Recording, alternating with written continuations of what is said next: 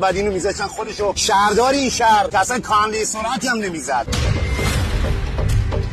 سواری پژو فاقد پلاک، حرکات نمایشی، چراغ زنون، ارتفاع، هر تخلفی بگی در این مسیر رویت میشه. قدرت مانورش بالاست، باعث ایجاد اذیت و آزار تمام شهروندان شدن. مراجعه کننده زیاد داریم، در هر صورت باید متوقف بشه. کد 4131 مد نظر تو هستش.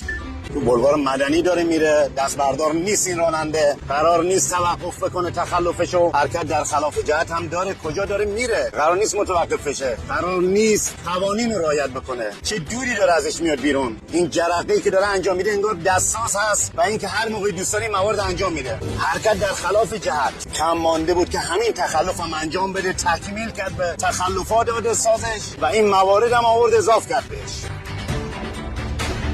سرعت ارتفاع طوری هستش که نمیتونه از روی کاندای سرعت رد بشه. صدای اگزوز شهر کلاله رو به وجد در آورده. کسانی که مریض دارن در منزل آشفته شدن از دست این رانندگان متخلف. بازم حرکت در خلاف جهت.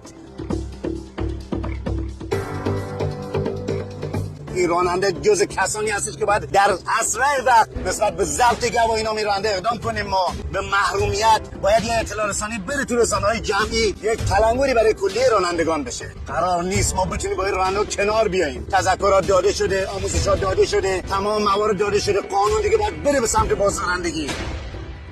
چه جرقی ازش میاد بیرون. عبور از اون مواردی که داره. فقط یک چراغ قرمز، اونم چون سبز بود دیگه نتونست، بازم قرمز بود اینو ردش میکرد. چه دوری زد سر تقاطع.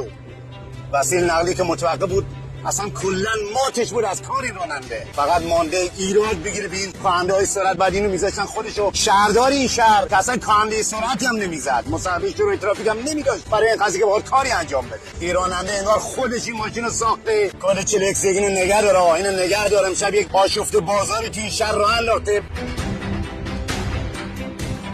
بریم تو ماده‌های قانونی، قانون رسیدگی به تخلفات، بریم تو قانون مجازات اسلامی با این راننده برخورد کنیم.